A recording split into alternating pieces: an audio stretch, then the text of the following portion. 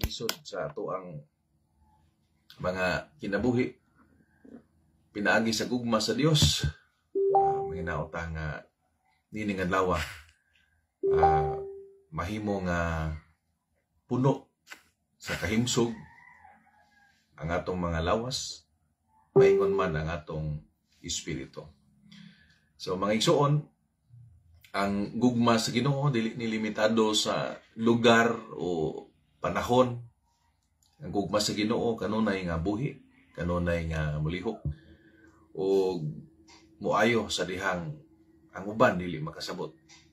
Busa nining adlaw muduol ta sa Ginoo nga mapinanggaon sa kanunay nagmahal nato o maminaw ta sa iyang mga pulong.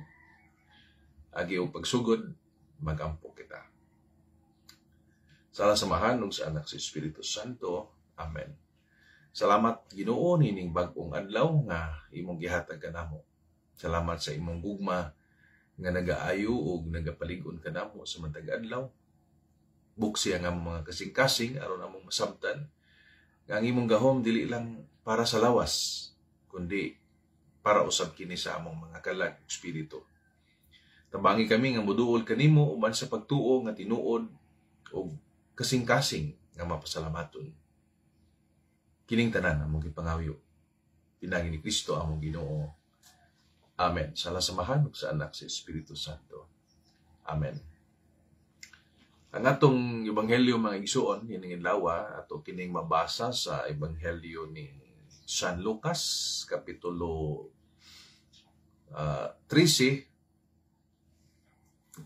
versikulo 10 ngadto sa 17. Mao ni atong mabasa.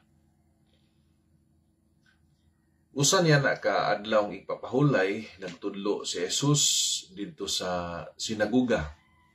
Didto may babae nga giyawaan ug tungod niini na sakit siya sulod na sa 18 ka tuig. Nagtikubo na siya og dili na makatuyhan. Sa pagkakita ni Jesus kaniya, miingon siya sa babae, "Naayo na ikaw sa imong sakit." Ug iyang gitapion ang iyang kamot sa babae ug diha-diha nakatuyhan siya ug kidayeg niya ang Dios. Ang opisyal sa sinaguga nasuko nga si Jesus nag-ayo sa masakiton sa adlaw ng igpapahulay. Ug miingon siya sa mga tao, "May unob ka adlaw nga kita makatrabaho. Anhi kamo ni anang mga adlaw kung gusto kamong mamaayo apan dili sa adlaw ng igpapahulay." Mitubag ang Ginoo kaniya, "Mga tigpakaron ingnon kamo. Sa adlawng igpapahulay, bisan kinsa kaninyo mubadbad sa inyong baka. Kung asno, gikan sa kwadra. Ug dadon ninyo kini ngadto sa gawas aron paimnon.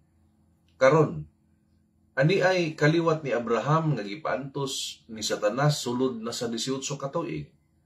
Dili ba siya mahimong ayuhon sa adlawng igpapahulay?" Naulaw ang tanan niyang mga kaaway sa pagkadungog nila sa tubag ni Jesus. Samtang nalipay ang tanang mga tao sa kahibulungang mga buhat ni Jesus. Ang ebanghelyo karong adlaw mga igsoon. So dinhi sa atong nabasa karon nga ebanghelyo, tuguti nga akong ipaambit ninyo ang sumada sa pagpasabot ni ining maong atong gibasa karong adlaw. So diha sa ebanghelyo makita na to nga ang gahom sa gugma o kaluoy sa Dios maong gyoy mipatigbabaw. Ang babae nga giyawaan sulod sa 18 na katuig, iyang giayo. Nagtikubo na gud tong mga babae, pero sa dihang gitapion sa Ginoo ang iyang mga kamot sa mga babae, dili lang naayo ang iyang lawas, kundi naayo pod ang iyang espiritu. Ang mga yawa nga naghari ditong lawasa, nga may nakaangin nga nagtikubo na in taon ang maong babae sud sa 18 ka tuig, napahawa sa Ginoo. Unya, ang balaod sa mga Hudiyo nagdili nga dunay ayuhon sud sa adlaw ipapahulay. Apan gipakita sa Ginoo nga ang iyang gugma mas labaw pa sa balaod sa tao. Nga ang mga tao nga gigapos sa kalisod, sala, kasakit, mahimo usab di ay nga maayo, pinaagi sa kaluoy ug gahom sa Ginoo. Dunay tulo ka mugbo nga punto nga atong angay nga timan-an ni maong ebanghelyo mga igsoon. So una, ang importante kayong masabtan nato nga ang gugma sa Dios makahupay sa atong mga kasakit. Kining babae nga 18 anyos nang nagantos, nagluya, nagtikubo. Sud sa 18 ka tuig, murag patigong taasa, ti abay 18 ka tuig. Siguro niabot punto siguro nga ang mga babae medyo nawandaan na gani siguro paglaom. Apan usa ka adlaw ni ana, sa kalit lang nakita niya ang Ginoo. Ug ang Ginoo nagpamatuod nga wala imposible alang kaniya. Bisan unsay gidala natong sakit di ay mga igsuon. Sudugay ng panahon kung kita muduo lamang sa Ginoo, pisikal man kini, emosyonal man o espirituhanon nga mga sakit, kaya kaayo nga ayohon sa Ginoo. Ngunit atong angay timan-an sa atong personal karon nga kinabuhi, unsa may kinahanglan nato nga iduol sa Ginoo aron kita iyahang pag-aayohon. Unsa may kinahanglan natong isalig sa iyaha aron kini hikapon usab sa Dios ug mahatagan kitag kaayuhan. Timani, ang hikap sa Dios maghatag og kaayuhan dili lamang sa atong lawas, kundi especially gyud maghatag kini kaayuhan sa atong kalag ug espiritu. Ikaduha nga punto nga angay natong timan-an nga ang tinuod nga gugma dili limitado sa balaod o tradisyon. Mao niyang gipakita sa Ginoo. Nangasuko ang mga leader sa sinagoga kay nag-ayo ang Ginoong Hesus sa adlaw nga igpapahulay. Apan gipakita sa Ginoong Hesus nga ang iyang gugma alang sa tao mas labaw kaysa regulasyon. Makita nato nga ang tao nagantos, di maghulat og sakto nga oras aron motabang sama sa gibuhat sa Ginoo. Kung nagkinatay nakita nga kalisod, di tamingon nga sunod na nanay saktong panahon. Sama sa Ginoo unta, diha dayon kamao kitang mutabang sa nanginahanglan usab diha sa atong kinabuhi. Ikatulo, importante kaayo nga punto nga ang gugma sa Dios nag-ayo sa kinatibuk-an sa tao. So dili selective ang healing nga gihimo sa Ginoo.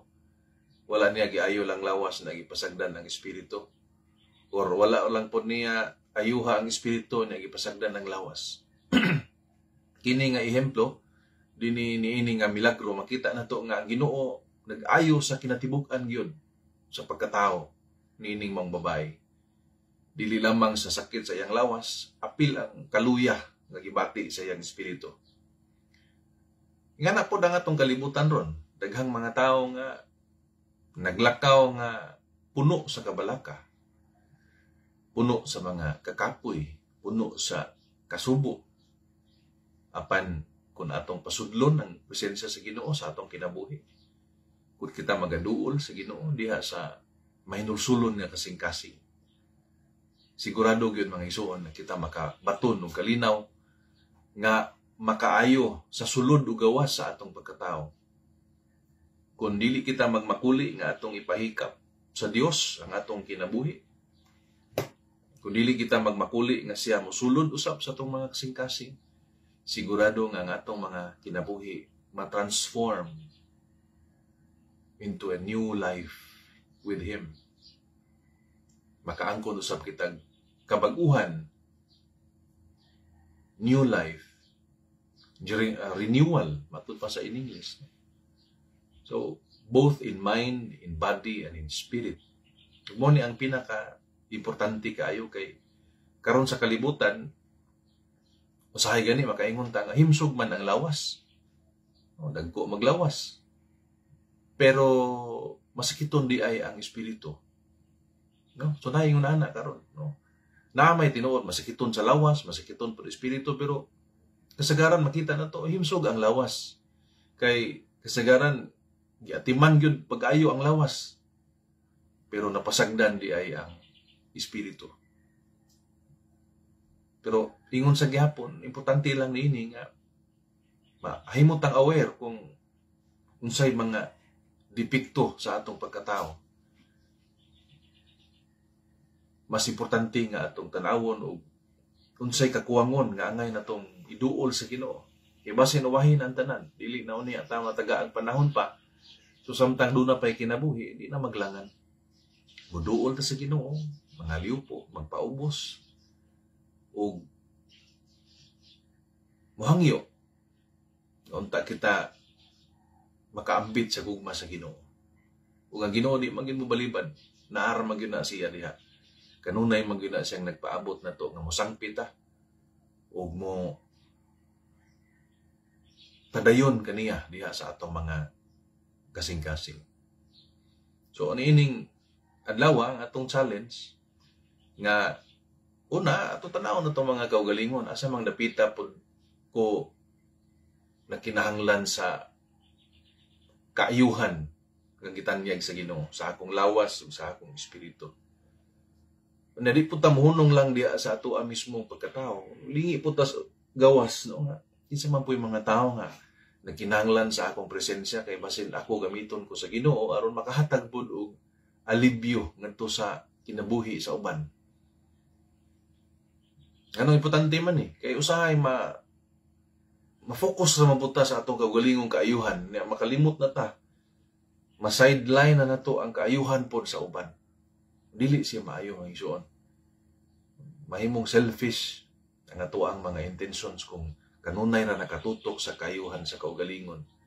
Well and good nga magtan-aw pud ta sa kaayuhan sa atong kaugalingon apan di pud ta unta malimot nga importante pod ang paglantaw, pagtubag sa panginahanglan sa kaayuhan sa atong isig-kaingon. Ikaduha, importante kaayo nga tugutan nato ang Ginoo nga moayo sa dili lamang sa gawas o dili labi na sa sulod sa atong mga kasing-kasing. Ano importante man ning pagtugot kay ang Ginoo dili na basta-basta moayo nato ug di puta mosugot. There must be a willingness. We must be willing to let God in to our very lives. Kay dako kayong respeto ang Ginoo sa atong free will. Manang as much as gusto siyang mulihok sa atong kinabuhi, pero magdepende man pod. Kay kung kita mismo we are not willing to cooperate with His love and His goodness, di ta willing mo pasulod sa iyahang mercy, compassion, sa iyang healing, dili po na siya motalab sa ato nga kinabuhi. Mao nang nining adlaw naghantag angay pamalandungan nga angay maayo, no?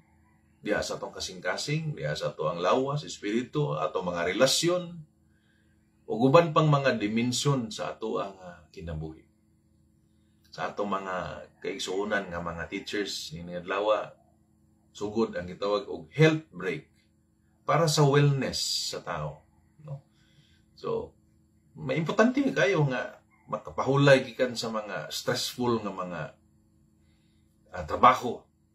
Pero ang wellness buya di lang sa physical, dili lang siya mental, not even only emotional. Ang tinuod nga wellness nag-cover sa kinatibuk-an sa pagkatao mo, nang gitawag sa holistic wellness gyud ang atong lantawon, no? Mo cover siya sa apil sa espirituhanon. Apil man ang lawas pero malagi na nagiyon man pud ang laing bahin sa kasulatan nga ayaw kahadluki ang makapatay sa lawas. Mao hinuoy kahadluki ang makapatay sa kalag. Kaya kini atong lawas importante man pero lumalabay man lang nining kinabuhi. ang dili matapos mauman ang atong mga kalag. So in terms of priority, mas importante gyud nga ato pong tagaan og panahon ang ato ang mga kalag og naunsa na. Kay basig naisama na po ni sa yawa nga sa babae nga 18 ka tuig nang gi paantos ni Satanas. Sus Ginoo, pagkaluoy nga espiritu. Mao na nagkinahanglan gyud sa kagawasan nga gitanyag sa gugma sa Ginoo. Ikaduha, noarita sa atong reflection question, giunsa man po nato pag hatag ang atong kaluoy nga makapahupay sa uban. Sama ba putas Ginoo nga gitanyag pud sa iyang kaluoy nga makaalim, makaayo sa uban. Yun, sa unsa man pong paagi ta nakahimo niini. Kinsa mang mga tawhana ang angay natong buhatan niini sa atong kinabuhi karon. So mo ni mga importante kaayo nga mga questions nga nindot po nato pamalandungan, no? So alang sa atong mga kaigsuonan nga naglantaw niini rong butaga, manginaot ko nga makapamalandong ta sa kanunay ning pulong, mga pulong sa Ginoo nga atong mabasa diha sa Biblia, kay importante kaayo nga mamanikalan-on sa atong kalag, mga pulong sa Ginoo. Itong kalanon sa kalag kay basin og sigilag kaon ning lawasa niya ang atong kalag wa kaon kanunay nga pasmo. Mo nang lipay ko nga naasad mo makiguban ako niining atong daily morning reflection diri sa Facebook, nakita po ninyo ni sa YouTube ug sa TikTok nga ko nga mga account. So I hope nga makahatag po ninyo gamay nga lamdag niining kabuntagon. Sa atong tanan nga mga naglantaw nining orasa, may buntag ni Ma'am Annalyn Autentico. Ningon siya, happy health break. Salamat kayo. Salamat nga naka-health break ang mga teachers na to. Masipang pakpak ni Ma'am Annalyn o sa iyang pamilya. So, sa tanang mga teachers karon sa DepEd, happy health break ninyong tanan. Doon ay usa ka semana nga makapahulay niya. Dito na nga to sa pagsaulog sa All Saints Day o All Souls Day. So, at least taas o pahulay, unta nining panahon na malantaw na to ang paghatag o importansya sa kahimsog sa lawas, apil sab ang kahimsog sa atong espiritu, kahimsog sa atong mga relasyon sa Ginoo o sa uban, ang atong mental wellness, emotional wellness, holistic wellness ang atong lantawon mga igsuon. So kaninong tanan nga maglantaw niini nga karon wala pa siguro ng mata kay wa may klase wa may labi na sa mga taga DepEd. So basi makita mo niini tanan, ako lamang i-greet in advance. Salamat kaayo sa inyong paglantaw og napon mo makatunan nining atong mubo nga programa, i-comment lang pud sa ubos sino ang mga reactions, no. Palihog ayo mo og kalimot og bilin og reactions, no, like, love, sa payuban diha niya. Comment pod mo diha sa ubos para malipay sad ko nga naa sa di mo ni tan-aw ni nga tuang programa matag Lunes ngadto sa Sabado sa alas 6. Sayo-sayo lang ko gamay ron kay sayo-sayo sad ko nakamata. So wala may lain nga buhat mamalandong sa pulong sa Ginoo. Isayo-sayo ta ni hatag sa atong lamdag sa buntag. Unya malipay ko nga ino po ning i-share sa inyong mga kaila, mga friends, family, aron daghan pod ang mahatagan og lamdag niining maong kabuntagon. So akong i-greet nga ako ang kapikas si MM, kanunay maning nagsuporta nako. Nung ako sa ning i-greet kanunay, salamat sa iyahang makanunayon pod nga pagsuporta sa akong ministry dinhi sa kalibutan sa Facebook ug sa YouTube, TikTok ug ban pa, no? Salamat kayo sa akong mga anak nga nagkatapok miron. Si Matet, si John Luke, si Mikael, si Rafael, si Gabriel ug si Maria Elizabeth. Maayong buntag nining akong mga mahal sa kinabuhi. Sa akong mama nga nasa Daguhoy, ako pong i-greet, tanaw mo po to siya, Mama Delfa, amping kanunay diha ba. Sa akong mga igsuon nga si Al, si Janet, si Charlotte o si Farah o sa ilang mga membro sa pamilya, may adlaw ninyong tanan diha. Sa ako pod nga mother-in-law, si Mama Feli Makwa, kauban siya mga anak nga si Manoy Floro, Manoy Juby at Inika, si Rebecca, si Emily ug si Ayan, sa ilang mga membro sa pamilya, may buntag kaninong tanan. Mga kahigalaan, mga followers, friends, kauban sa trabaho, mga especially ako ang mga teachers and staff sa Tagum Sur National High School, may buntag kaninong tanan. O sa akong mga estudyante sa Trinidad Municipal College nga karong taon mo propose sa ilahang thesis, Pulsay Block 1, 2, 3, and 4, may buntag ninyo. God bless sa inyong paghimuon niya sa inyong thesis proposal.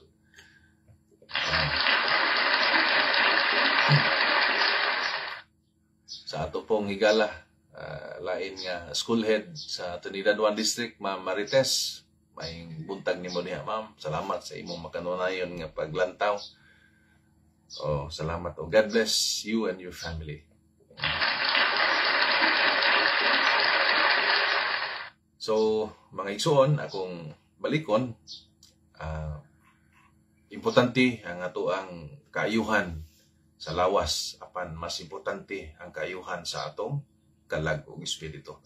So, nining adlaw, mamalandong kanunay sa pulong sa Ginoo, magsaligta sa iyang gugma, padayon ta sa pagkamapaubsanon, kay sama sa Ebanghelyo gahapon, ang tao nga mapaubsanon magampo, sigurado yung dunggon sa Ginoo. No? So, yun ana. Agi og pagtapos, kita mag-ampo. Sa samahan ug sa anak sa Espiritu Santo. Amen. Salamat Ginoo sa imong gugma nga nag-ayo sa among lawas, kalag ug espiritu. O Dios, pasayloa kami sa kanunay, sa tanan namong mga kalapasan o kasalanan bato kanimo. Diha sa among mga kasakit, kaluya, tabangi kami. Aron kami mosalig sa imong gahom o gugma. Ayuha kaming tanan Ginoo, dili lang sa among pisikal nga kahimtang, kundi labi na diha sa among espirituhanon nga mga kahuyang. Himuha kami usab nga instrumento sa imong gugma o kalinaw alang sa uban. Kini tanan among ipangamuyo, gipasalamatan pinagi ni Kristo among Ginoo. Amen. Sa samahan ug sa anak sa Espiritu Santo. Amen. So mga igsuon, maingon ko, ang gugma sa Dios makaayo sa lawas og espiritu. Kung magpasalamat ta, kung makapasaylo ta, o kung mag-ampo ta alang sa uban, doon nagyoy puruhan nga maayo ka. Maayo ta tanan. So padayon ta nga magpuyo sa kahayag, padayon ta nga maglakaw sa gugma, o tugutan nato ang Dios nga mohikap kanato nining adlaw ug moayo sa atong tibuok nga kinabuhi. Kita-kita ta ugmang adlaw sa sunod nga episode dining Lamdag sa Buntag. Kini gihapon inuhang isuon Sir Mike. Magpasalamat kaninyo sa kanunay. God bless you and your family. Salamat!